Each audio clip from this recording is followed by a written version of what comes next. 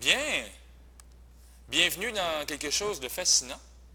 Aujourd'hui, vert comme l'espoir, parce que vert c'est la couleur de l'espoir, j'ose écrire ma première CD1. Ma première CD1. Qu'est-ce que c'est une CD1?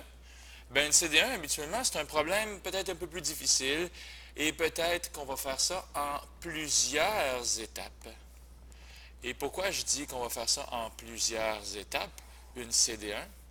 Tout simplement parce que c'est un problème habituellement qui est malheureusement ou heureusement un peu plus long que les autres problèmes. Alors ici, je suis en train de faire des lignes pour montrer à quel point c'est le fun quand c'est des choses propres que vous remettez à votre professeur. Alors, entre les lignes, comme ça, et pourquoi pas un autre, et pourquoi pas un autre, qu'est-ce que je vais dessiner entre ces lignes-là? Bien, tout simplement, je pourrais commencer en écrivant ceci, étape numéro 1. Et c'est ça une CD1, c'est une suite d'étapes, une après l'autre. Étape numéro 2. Étape numéro 3. Puis comme ça, ben nous, les professeurs de maths, on va être capable de vous corriger sans trop être tourmenté. Ah, j'en ai mis de la place. OK? N'ayez pas peur. Ça devrait bien se passer quand même. Bon, on va commencer avec 6 ou 7. Puis si on a besoin d'en faire plus, on verra.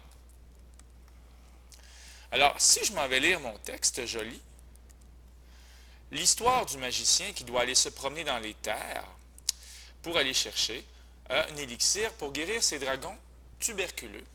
OK? Et Dinius a une distance incroyable de 311 km à franchir en Algérie et une autre distance, 3 fois plus grande, en Libye.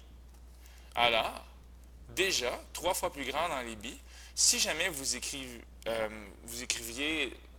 tout de suite la réponse, 933 km, ça serait peut-être une erreur, parce que ce qu'on aimerait voir, nous, les enseignants en mathématiques, ça serait d'écrire 3 fois 311. Vous êtes en train de dire à votre professeur, je ne vais pas tout de suite écrire la réponse 933 km, même si c'est vrai que ça fait 933.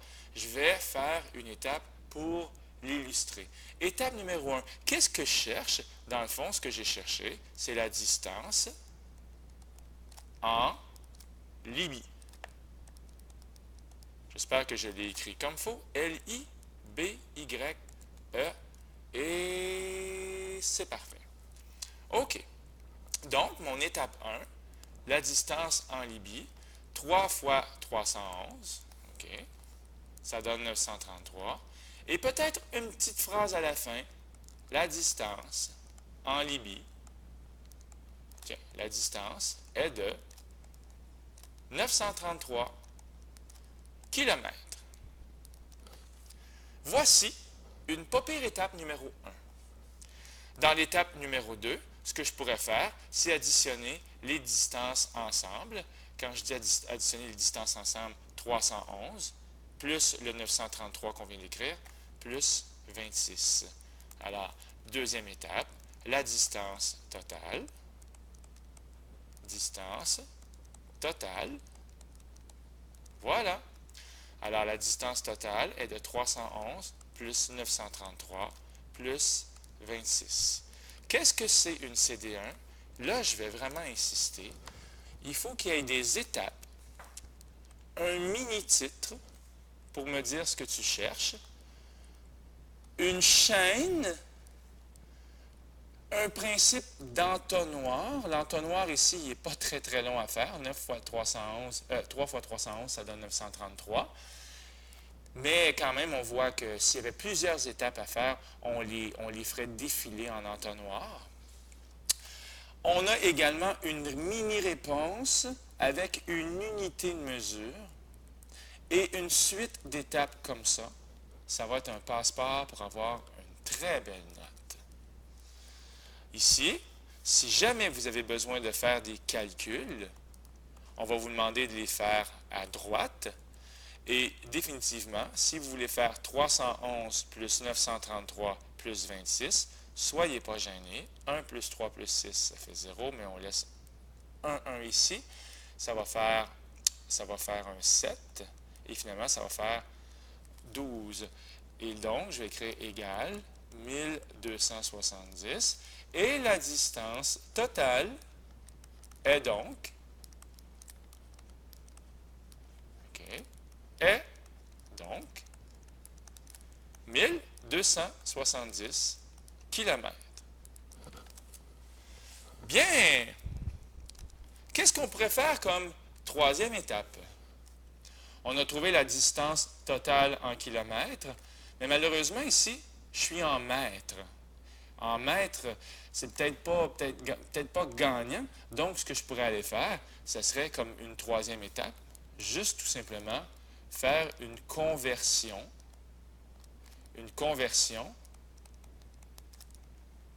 en kilomètres. Ben, j'aurais tout simplement besoin d'écrire que 5000 mètres, c'est égal à 5 kilomètres. Alors, une petite phrase peut-être. Dinius marche à une vitesse, de 5 km par heure. Voilà.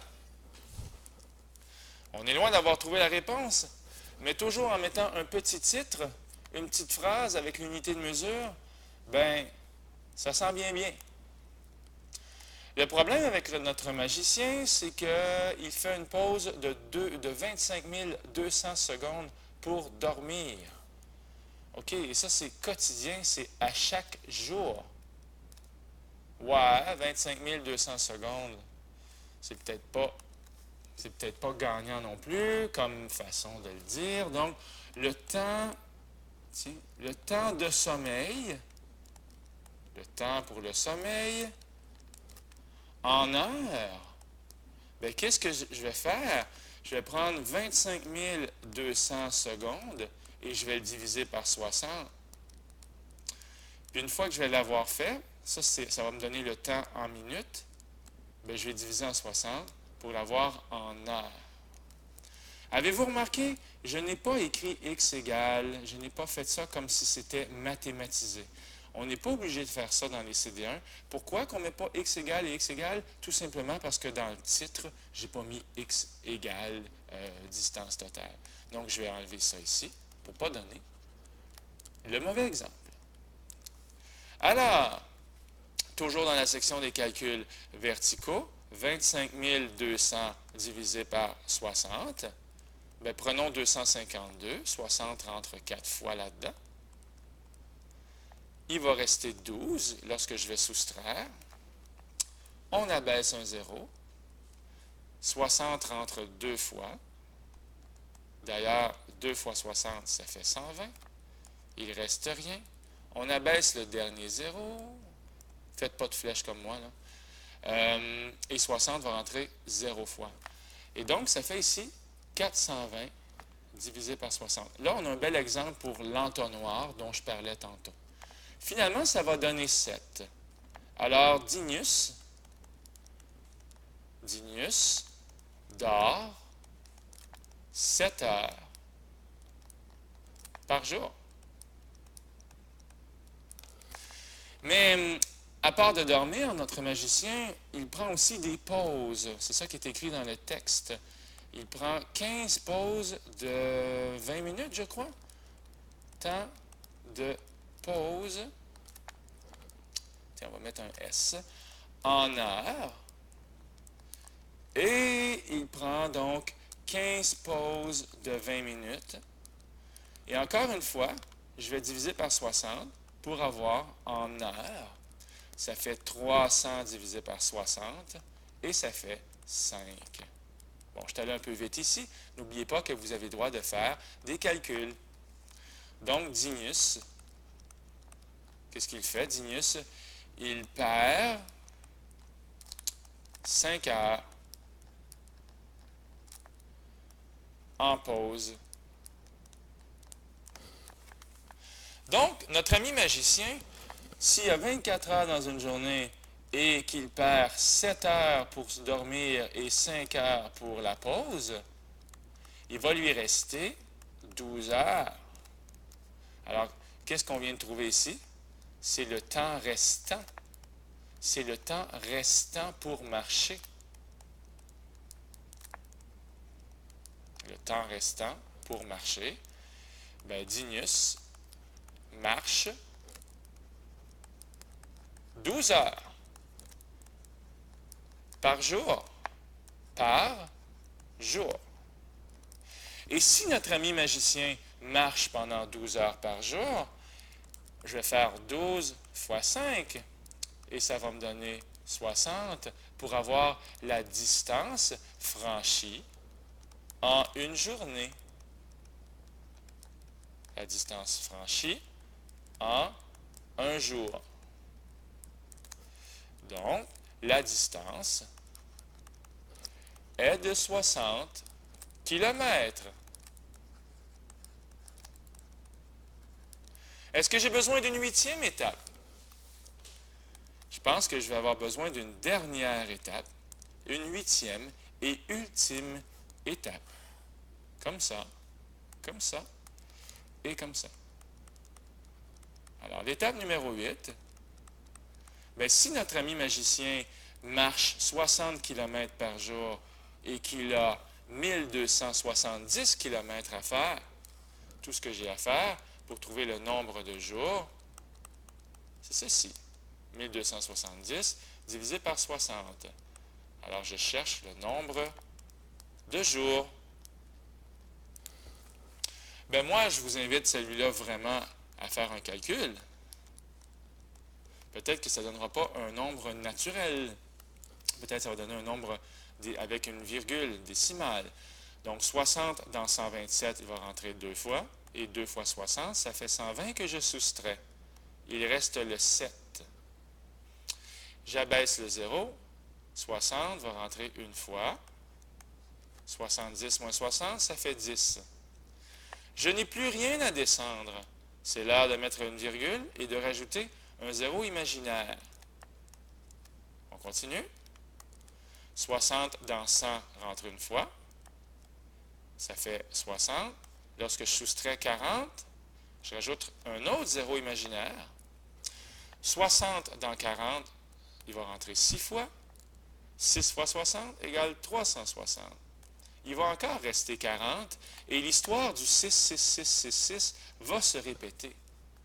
En fait, la meilleure chose à écrire serait 21,1 et le 6 avec la barre en haut, 6 périodique. Bon. Alors, il faudra. Et là, qu'est-ce qu'on va écrire ici? Là? Combien de jours qu'il faut au magicien?